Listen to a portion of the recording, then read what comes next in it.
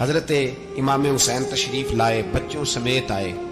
حور بن یزید ایک شخص تھا، حور بن یزید، حور بن یزید نام یاد رکھنا۔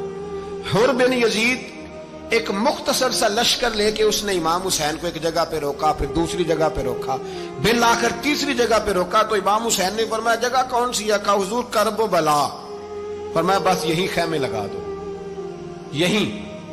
حضرت سیدہ زینب نے پوچھا امام حسین سے کہ سارے زمانے نے روکا ہے، ٹھیک ہے آپ حق پہ ہیں، یہ بھی سب نے کہا ہے آپ حق پہ ہیں، پر روکا بھی سب نے، آپ روکے کیوں نہیں؟ تو ابن کثیر اور ابن اسیر لکھتے ہیں کہ امام حسین رو پڑے، کہنے لگے بہن میں رک جاتا پر میں نے رات کو نانا مصطفیٰ کو خواب میں دیکھا ہے۔ تو حضور نے فرمایا حسین اگر آج یہ رواج پڑ گیا نا یزید جیسے لوگوں کا تو قیامت تک پڑا رہے گا، پھر لوگ کہیں گے کوئی نکلا نہیں تھا تو ہمیں بھی نکلنا، پھر لوگ ظالموں کے سامنے گردنیں جھکانے کے عادی ہو جائیں۔ میں کہتا رہتا ہوں، کہہ رہا ہوں، کربلا کی جنگ کفر اسلام کی جنگ نہیں، کفر اسلام کی جنگ نہیں کربلا کی، کیونکہ یزید تو بڑا پکا نمازی تھا، خطبہ دیتا تھا وہ تو۔ جب امام حسین رضی اللہ تعالیٰ عنہ نے کربلا کے میدان میں جمعے کا دن تھا تو یزید کے سامنے کو بات کرنی شروع کی عمر بن سعد کے سامنے، تو عمر بن سعد کہنے لگا حسین زیادہ باتیں نہ کر، ہمارا جمعہ لیٹ ہو رہا ہے، جنگ کے لیے تیار ہو، فٹافٹ آ۔ اہل بیت نبوت کو قتل کریں گے اور قتل کے بعد پھر نماز پڑھیں گے اور پھر کہیں گے اللہم صلی علی محمد وعلی آل محمد، اسی نماز میں پھر درود بھی پڑھیں گے۔ یہ کیسا مرتبہ ہے، کیسا انداز ہے، دوستی قاتل سے بھی مقتول سے یارانہ بھی۔ حور بن یزید امام حسین سے کہنے لگا مجھے حکم ہے آپ کو روکنے کا، آپ آگے نہیں جا سکتے۔ امام صاحب نے فرمایا وجہ؟ زمین اللہ کی ہے۔ اس نے کہا آپ بیعت نہیں کر رہے، یزید کی حالات آپ کے حق میں درست نہیں ہیں، آپ نہیں جائیں گے۔ امام روک گئے۔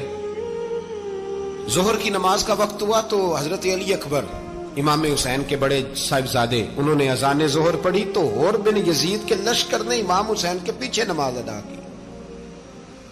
کہا بھئی تم مقابلے میں آئے ہو، نماز پیچھے پڑھتے ہو؟ کہا حضور مقابلہ تو تلواروں سے کر رہے ہیں پر ہمارا دل تو مانتا ہے نا کہ مصطفیٰ کا نواسہ بڑی شان والا ہے۔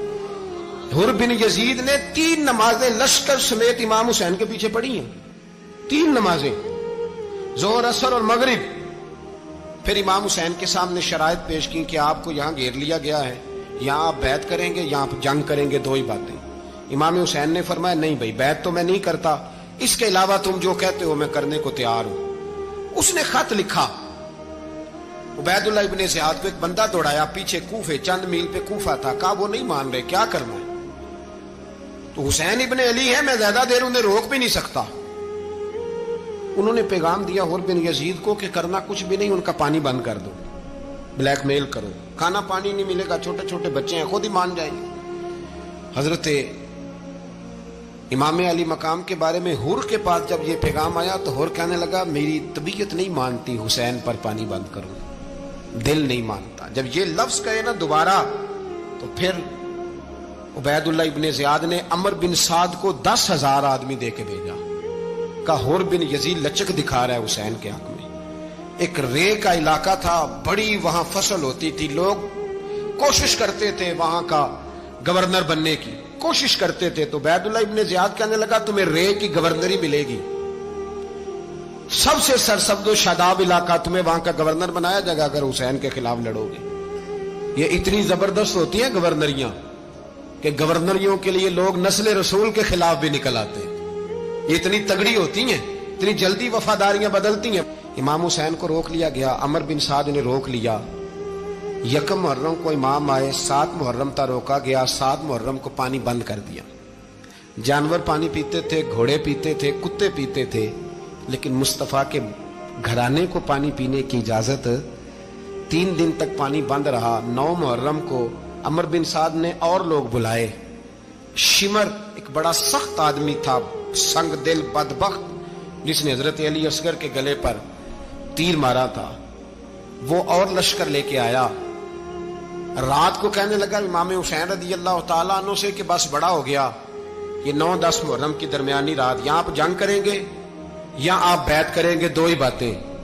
امام حسین اندر گئے، سیدہ زینب سے مشورہ کیا، باہر آئے، فرمایا بات وہی ہے جو پہلے دن والی ہے۔ او بھائی بچے ساتھ ہو، सहरा का इलाका हो, तपती हुई रेत हो, इतने कठिन और सख्त हालात, चारों जानब मौत ही मौत, दूर दूर तक अपनों का नामो निशान कोई नहीं, और अकेले फैसला करने वाले इमाम हुसैन, बाकी सारे बच्चे हैं या औरतें, सारे बड़े अकेले।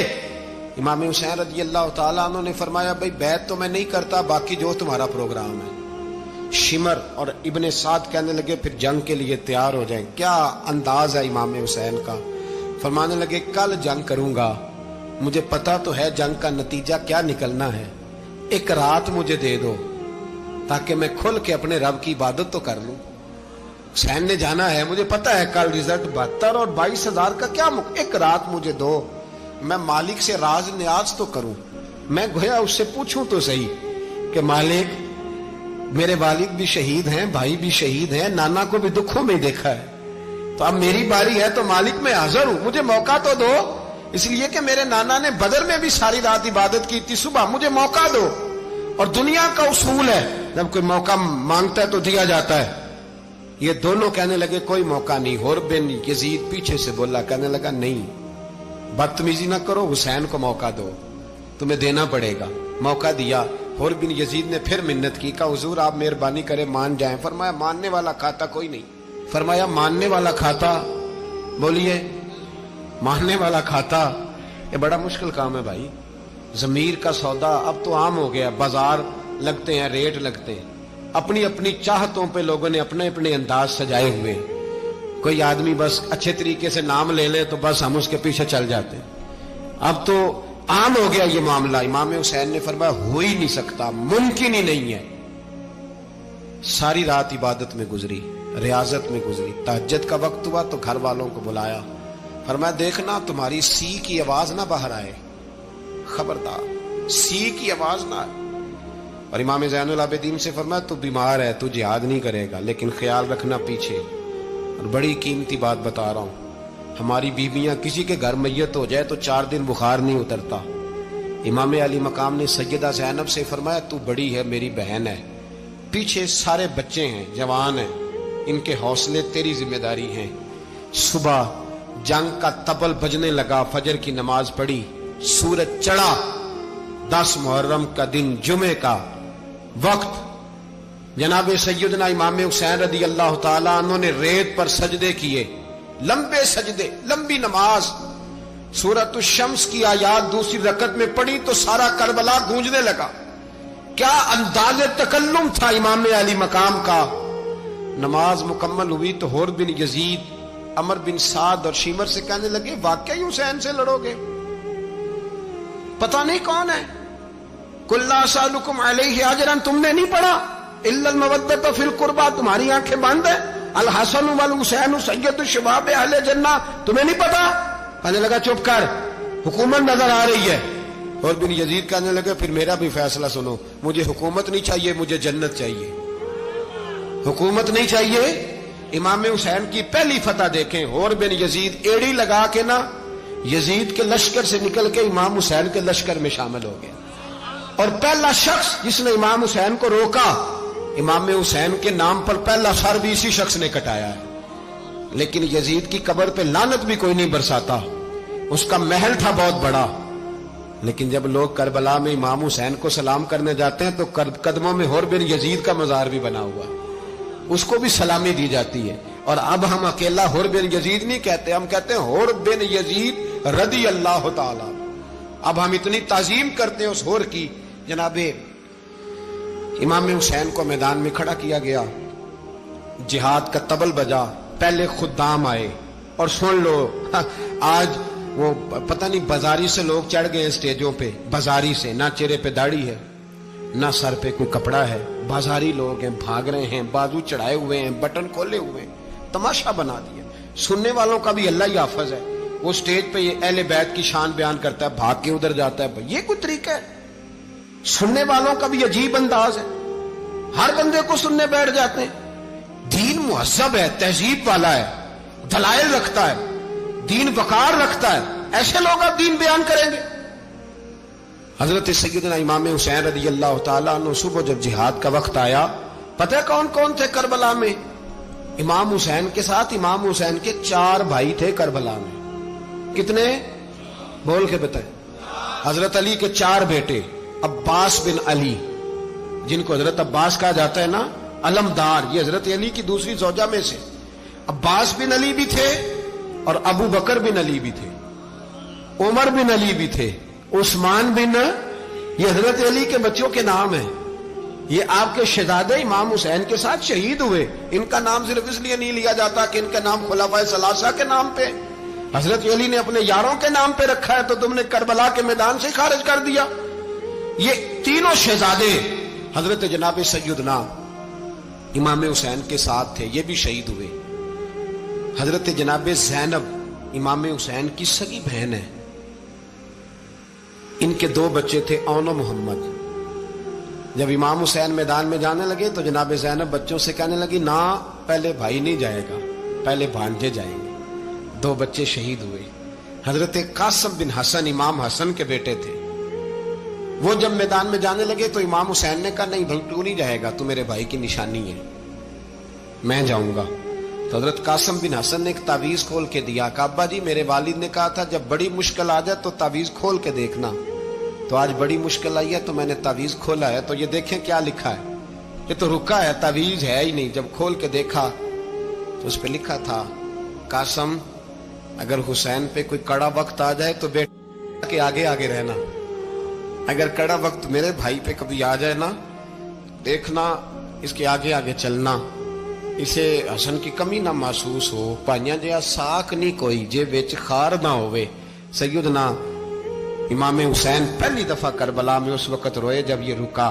آپ نے دیکھا تو فرمایا ٹھیک ہے، اگر حسن کی یہ وصیت ہے تو میں نے زندگی میں اگر ان کی ہر بات مانی ہے اب بھی مانوں گا، تمہیں اجازت ہے. جناب قاسم بن حسن 16 سال کا جوان جب میدان میں نکلے تو ہائے ہائے پتہ نہیں کہاں سے آ گئی ہے.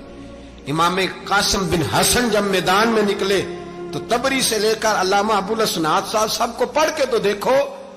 3 دن کی پیاس ہے، شدید آزمائش ہے، دکھ ہے، تکلیفیں ہیں، پھر بھی پہلی دفعہ جب میدان میں گئے ہیں واپس آئے ہیں 19 لوگوں کو قتل کر کے واپس آئے.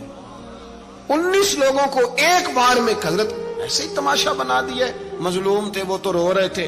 ہر مقرر یہ کہہ رہا ہے کہ وہ تو بار بار کہہ ابا پانی مل جائے، پانی آ جائے، ترس گئے. خدا کا خوف کرو، یہ دلیر لوگ تھے. ان کی باتیں آج بھی پڑھ کے دلیری پیدا ہوتی ہے، دلیری پیدا ہوتی ہے، دلیری. سناؤ قصہ خیبر کو تمامی اپنے بچوں کو. علی کی داستان سن کے دلوں سے ڈر نکلتا ہے. علی کی داستان سن کے دلوں سے یہ جو بچے ڈر رہے ہیں نا، وہ چمگادڑ آ گئی، کاکروچ آ گیا، یہ خوف نکل جائے گا اگر حضرت قاسم بن حسن کی بات سنیں گے. درجنوں لوگ آپ نے قتل کیے. ایک دفعہ آئے کہا چاچا یزید کا لشکر تو بڑا ہی بزدل ہے، اگر چند قطرے پانی میرے حلق سے گزرے تو میں سارے کاٹ کے لے آؤں گا آپ کے پاس، چند قطرے. لیکن تھوڑی دیر گزری، عمر بن سعد کہنے لگا اکیلے اکیلے جاؤ گے تو علی کا پوتا ہے، یہ سب کو مار دے گا، کٹھے جاؤ. چاروں جانب سے تیر برسے. ایک تیر لگا آ کے گردن کے پیچھے، بس جناب سیدنا قاسم بن حسن گھوڑے سے نیچے گرے. تو جناب زینب حوصلہ کر کے آنسو سمیٹ کے کہنے لگی میں دیکھ رہی ہوں پردے کے پیچھے سے حسین میرے بھائی کا بیٹا گر گیا ہے، جا اسے اٹھا کے لا. حضرت امام حسین ان کو اٹھا کے لائے تو امام حسین نے سینے سے لگایا ہوا تھا تو ان کے پیر، ان کا قد لگتا تھا امام حسین سے زیادہ ہے. اٹھا کے لایا، لٹا دیا گیا. امام حسین کے اپنے بڑے بیٹے میدان میں نکلنے کو، علی اکبر نام ہے.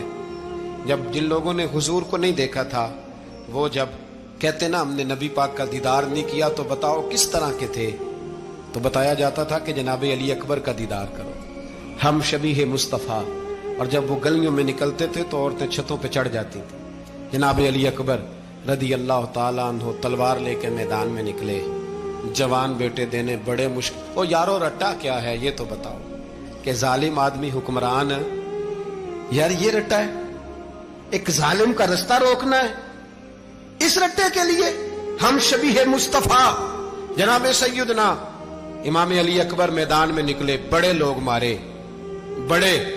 پھر ایک تیر ان کے بھی گلے میں لگا اور جب وہ گرے نا زمین پہ تو حضرت इमाम हुसैन दौड़ के आए, दौड़ के, और जब तशरीफ लाए तो उनके गले से तीर खींचा तो एक जुमला लिखा है साहिब तबरी ने, उसने हद कर दी। कहने लगे तीर खींचा तो इमाम हुसैन की आंखों में आंसू आए।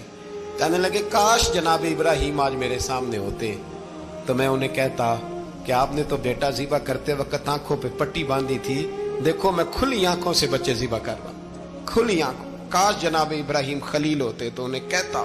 जनाब अली अकबर भी शहीद हुए। हजरत अली असगर को तो अचानक उठाया था इमाम हुसैन, बाहर निकले तो गर्दन पे तीर लगा तो 6 महीने का बच्चा वो भी शहीद हुआ। खून उछाला आसमान की तरफ तो कहा मौला देख ले, मैंने 6 महीने वाला भी नहीं बचाया, वो भी दे दिया है। फिर हजरत अब्बास को बेटियों ने कहा कि अब ना, कुछ कहते हैं पहले शहीद हुए, कुछ ने लिखा बाद में, अब हमसे पानी के बगैर नहीं रहा जाता। तो जनाब अब्बास पानी का मशकीजा लेके निकले, बाहर निकले, एक हाथ कटा, दूसरे पे मशकीजा वो भी कटा। देख लो मैं पस मंजर पे हूं अभी तक, मैं बता रहा हूं कि जिहाद किसके खिलाफ था? जालिम हुक्मरान के खिलाफ, जालिम काफिर के खिलाफ नहीं, मुशरिक के खिलाफ नहीं। हजरत इमाम हुसैन रज़ी अल्लाह तआला अन्हु ने हर जगह एक ही बात की कि यजीद शराबी है तो बच्चे कटवा दूंगा, शराबी को वोट। ये एक नहीं, हर किताब में यही लिखा, हर किताब में, और हर मसलक की किताब। यजीद चूंकि मुजरे देखता है, रंडियों का नाच देखता है, बच्चे कटवा दूंगा, उसके हाथ में हाथ। इमाम हुसैन ने फरमाया चूंकि अल्लाह की हदों को तोड़ता है, हुकूकुल्लाह पामाल करता है, हुदूदुल्लाह, बच्चे कटवा दूंगा लेकिन उसके हाथ में हाथ। सारा दिन खुद मुजरा देखना और 10 मुहर्रम को 2 देगे पका के हुसैनी बन जाना, सारा साल खुद गंदमंद करना, शराबियों के साथ रहना और 10 मुहर्रम को 2 आंसू बहा के याद रखना। मैं हमेशा कहता हूं, फिर कह रहा हूं, जिसके मोबाइल में गंदे गाने हैं, गंद देखता है, शराबी कबाबी का स्पोर्टर है, वोटर है, या मुजरे देखता है, आता जाता है, वो याद रखे कयामत में इमाम हुसैन का हाथ होगा, उसका गिरेबान होगा। हमसे न रकम होंगे कसीदे यजीद के, हम लोग तो हुसैन के सीरत निगार। हजरत अब्बास का बाजू कटा, फिर पानी तो भर लिया था, ला ना सके, फिर गर्दन कटी तो शहीद हुए। बच्चों की भी शहादत हुई, पर जब उनका लाशा उठाया तो इमाम हुसैन कहने लगे मौला अब ना हुसैन की कमर कमजोर हो गई है, अब कमजोर हो। और भाई एक मैयत हो जाए तो 4-5 दिन तो पूरी आंखें नहीं खुलती, कैसा जर्री खानदान है। थोड़ी देर गुजरी तो इमाम अली मकाम ने पटका बांधा, सर पे दस्तार बांधी, मौला अली की तलवार पकड़ी, नबी पाक का इमामा बांधा और घोड़े पे सवार हुए तो कहने लगे ज़ैनब घर तेरे हवाले और मैं अल्लाह के हवाले, घर तेरे हवाले और मैं। और फिर इमाम हुसैन निकले, इमाम अली मकाम निकले। रावी कहते हैं कि ये जलवा पहले भी बड़े सोने थे, पर आज जो रंग देखा वो कभी नहीं देखा। क्या अंदाज था, जिधर जाते नारा लगाते तो हद हो जाते। इतने लोग इमाम हुसैन ने काटे, इतने काटे, फिर वापस पलट के आए और कहने लगे ज़ैनब जरा पर्दे के पीछे से देख तो सही मेरी बहन, इन बुज़दिलों को जुर्रत ही नहीं हो रही हुसैन के मुकाबले में आने। एक दूसरे को धक्का देते, तू जा तू जा, फिर इकट्ठे वार हुए। ये कौन है कटा हुआ, लिबास है फटा हुआ, ये बिल यकीन हुसैन है, नबी का नूर ऐन है। फिर चारों जानिब से तीर बरसे तो इमाम अली मकाम चूंकि नमाज का वक्त हो गया था, उतरे घोड़े से, खून बह रहा था, गर्म तरीन रेत से तयम्मुम किया, सर सजदे में रखा और जब शिमर आपकी गर्दन काटने लगा तो कहने लगे ठहर जा जरा, रब से एक बात कर लेने दे। और फिर बोले इमाम हुसैन, कहने लगे मालिक तू अब बता के हुसैन से राजी है कि नाराज है, तू बता। तो फिर एक आवाज आई, या अय्यतुहन नफ्स मुतमइन्ना इरजिई इला रब्बिकी रादियतम मर्दिया। फरमाया नफ्स मुतमइन्ना वापस आ जा, तू अल्लाह से राजी है, अल्लाह तुझसे राजी। इमाम हुसैन वहां शहीद हो गए। अब ये काफिला इमाम हुसैन का सर काट, जरा देखना गौर करना, सर काट के नेज़े पे रखा है, जिस्म करबला में पड़ा है। औरतों को घोड़ों पे बिठा के ले जाया गया यजीद के दरबार में। यजीद पहले उबैदुल्लाह इब्ने ज़ियाद ने बदतमीजी की, फिर यजीद ने की। सऊदी अरब का एक मौलवी बोल रहा था, सऊदी अरब का, उनसे भी बड़ा इश्क है, जिसने तकरीर सुननी हो मेरे पास है। हमें लोग मशवरे देते हैं कि जो यजीद को अच्छा कहे और हुसैन को बागी कहे उसको हम इमाम मान लें। اس بے شرم بے حیا کو جو نبی پاک کے گھرانے کے بارے میں بکے، اسے امام سعودی عرب میں مسجد نبی میں درس دینے والا جس نے تقریر سننی ہو میرے پاس ہے، وہ کہتا ہے یزید تو بڑا اچھا آدمی تھا، اس نے تو بڑی خدمت کی، تو میں نے اسے کہا رشتہ داری کر لیا یزید کے ساتھ، قریب ہو جا۔ شرم نہیں آتی؟ آج بھی نبی پاک کا دل دکھاتے ہو، حیا نہیں آتی، خیال نہیں آتا؟ اور لوگ گھر میں بیٹھ کے باتیں کرتے ہیں، کہتے ہیں جی جو بیت اللہ میں ہو وہ بھی برا ہو سکتا ہے۔ بیت اللہ میں تو 360 بت بھی تھے، وہ اچھے تھے۔ مدینے میں تو 360 منافق بھی رہے، پوری سورہ منافقون نازل ہوئی، وہ اچھے تھے۔ عجیب تماشا بنا دیا لوگوں نے مذہب کا۔ کہتا ہے یزید نے تو بڑی خدمت، تو عبید اللہ ابن زیاد نے قتل کیا۔ بے شرمو، اگر عبید اللہ ابن زیاد نے بھی قتل کیا تھا تو حکومت کس کی تھی؟ تو پھر یزید نے عبید اللہ ابن زیاد کو سزا کیوں نہیں دی؟ بلکہ ایک جگہ 2 گورنریاں دی اس کو، یہ حال کیا۔ بلکہ سنو کہ یزید چھڑیاں مار رہا تھا، چھڑیاں۔ امام حسین کے لبوں پہ تو نعمان بن بشیر صحابی تھے، بول پڑے، کہنے لگے یزید بدبخت، ہاتھ پیچھے اٹھا، مجھے اللہ کی عزت کی قسم میں نے سینکڑوں بار نبی پاک کو ان ہونٹوں کو چومتے دیکھا ہے۔ حضرت جناب زینب عورتوں کے مجمع میں پیچھے ہو کے بیٹھی ہیں۔ یزید کے پاس جب پہنچا لشکر تو یزید کہنے لگا دیکھو اللہ نے مجھے عزت دی اور میرے مخالفوں کا کیا حال ہوا۔ تو بی بی زینب بول پڑی، اتنے صدمے سہے پر آواز توانا ہے، جاندار ہے، جاندار۔ ہمارا کسی بندے سے جائیداد کا رٹا نہیں، ہم تو چاہتے ہیں امت اکٹھی ہو جائے، لیکن جو بندہ نبی پاک کی ماں کو دوزخی کہے، حضور کے باپ کو جہنمی کہے، یزید کو امیر المومنین کہے، اس کے ساتھ اتفاق رائے کر لیا جائے، یہ مذہب ہماری سمجھ میں نہیں آتا، بالکل نہیں آتا، قطعاً نہیں ہماری سمجھ میں آتا۔ کیسے اتحاد کر لیا جائے؟ یہاں تو میرے بھائی جو ہمارے ابا کا مخالف ہو اس سے اتحاد نہیں ہوتا، اور جو نبی پاک کے والد کو دوزخی کہے اس سے اتحاد ہو جائے۔ کہتے ہیں جی وہ جی اتنی فرقہ واریت ہو گئی، ہم کس مسجد میں جائیں؟ 60 پارٹیاں پاکستان میں رجسٹرڈ ہیں جو الیکشن لڑتی ہیں، کبھی کسی بندے کو ٹینشن نہیں ہوئی کہ کس کے پاس جائیں کس کے پاس نہ جائیں، کبھی نہیں کوئی بولا کہ اب وہ بھی کھڑا ہو گیا، وہ بھی، کوئی ٹینشن نہیں۔ مذہب کی باری ٹینشن ہو جاتی ہے، اتنا بڑا مذہب ہوتا ہے بھائی، غلط بندے بھی آ جاتے ہیں بیچ میں، تھوڑا پہچان کے چلنا پڑتا ہے صحیح کون ہے اور غلط۔ اور یہی تو ہمیں امام حسین نے بتایا ہے کہ مذہب کے اندر ہی تم نے شناخت کرنی ہے کہ بندہ ٹھیک کون ہے اور بندہ غلط۔ یہی تو کربلا ہے، یہی تو امام حسین نے بتایا، کفر اسلام نہیں، حق اور باطل۔ تو سمجھیے گا حضرت سیدہ زینب نے جب سنا نا کہ یہ کہہ رہا ہے کہ مجھے اللہ نے عزت دی، تو جناب زینب بولی، نعمان بن بشیر کہتے ہیں بی بی بولی، اتنے صدمے ہیں پر جناب زینب بولی اللہ اکبر، اس انداز میں بولی کہ پہلے قرآن مجید کی آیت پڑھی، کہنے لگی وَتُعِزُّ مَن تَشَاءُ وَتُذِلُّ مَن تَشَاءُ بِيَدِكَ الْخَيْرُ إِنَّكَ عَلَىٰ كُلِّ شَيْءٍ قَدِيرٌ۔ اور پھر کہنے لگی یزید تو بکتا ہے، کہتا ہے کہ تو عزت والا ہو گیا، یہ تیری حکومت ہے، 4 دن گزرنے دے، تجھ پہ کوئی لعنت بھی نہیں برسائے گا، اور میرے بھائی کا قیامت تک ممبروں میں اور خطبوں میں ذکر ہوا کرے گا، وقت گزرنے دے۔ جب جناب بی بی زینب بول رہی تھی تو حضور کے ایک نابینا صحابی پاس بیٹھے تھے، جناب نعمان بن بشیر کا ہاتھ ہلایا، ہلا کے کہنے لگے کیا علی آ گئے؟ تو علی کی آواز لگتی ہے، جبریل امی بول رہے ہوں جیسے، حکمت کے گوہر رول رہے ہوں جیسے، دربار دمشق میں بی بی زینب کا خطاب، منبر پہ علی بول رہے ہوں جیسے۔ میرے بھائی بس کربلا والا قافلہ تو مدینے پہنچ گیا، 3 سال یزید نے حکومت کی، شرابیں عام ہو گئی، مکے پہ حملہ ہوا، خانہ کعبہ کا غلاف جلا، مدینے پہ اس نے حملہ کیا، 3 دن مسجد نبوی میں اس نے گھوڑے باندھے، مسجد نبوی میں صحابہ کو نکال کے اپنا اس نے امام مقرر کیا، لیکن پھر امت نے اسے قبول نہ کیا، پھر وہ رسوا ہوا اور آج تک وہ رسوا ہے۔ لیکن امام حسین کا نام کل بھی زندہ تھا اور آج بھی۔ درس یہ ہے، پیغام یہ ہے، پیغام یہ ہے، یاد رکھو موت تیزی سے آ رہی ہے، ہمارے ساتھ والے دائیں بائیں والے سب چلے گئے، اسی طرح نمبر لگے گا، ایک دن اعلان ہوگا۔ ضمیر کے قیدی بن کے زندگی نہ گزارو، بالکل نہ گزارو، یہ تھوڑی سی زندگی ہے، دنیا سجن المومن۔ حق بات کرو، حق پہ ڈٹنا سیکھو، دین سمجھو، خبردار رسول پاک صلی اللہ علیہ وسلم کے دین میں ظالم، جابر، فاسق، فاجر کی کوئی گنجائش قطع نہیں ہے۔ اپنے آپ کو سمیٹو، اپنے آپ کو سنبھالو، دین میں اپنا کردار ادا کرنے کی کوشش کرو۔ دین طلب کرتا ہے ہم سے کہ ہم نے دین کو کیا دیا ہے. امام حسین نے سارا گھرانہ دین کے لیے دے دیا. ہمارا جو بچہ کسی کام کا نہیں رہتا اسے مدرسے داخل کراتے ہیں. ہم نے دین اتنا کمزور کر دیا ہے کہ عالم اگر شور نہ کرے، عالم اگر شور نہ کرے، زور نہ کرے، گھٹن والا ماحول ہو گیا. مذہب کی پوزیشن کمزور کر دی.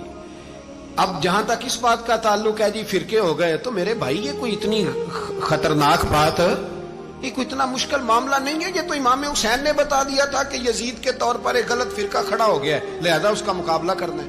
اس میں کوئی بری بات ہے؟ لیکن ایک سبق ہے بزرگوں کا کہ اگر سچی بات بھی نہیں کرنی تو پھر اس منبر کا حق ادا نہیں ہوتا. جو سچ بولے وہ حسینی ہے، جو ظالم کے سامنے کھڑا ہو جائے وہ حسینی ہے. جو مصلحت کوش ہو، جو کہے ٹائم نہیں، گراؤنڈ ریالٹی نہیں، حالات نہیں، طبیعت نہیں، موقع نہیں، تو ابھی امام حسین کے پیغام کو نہیں سمجھا.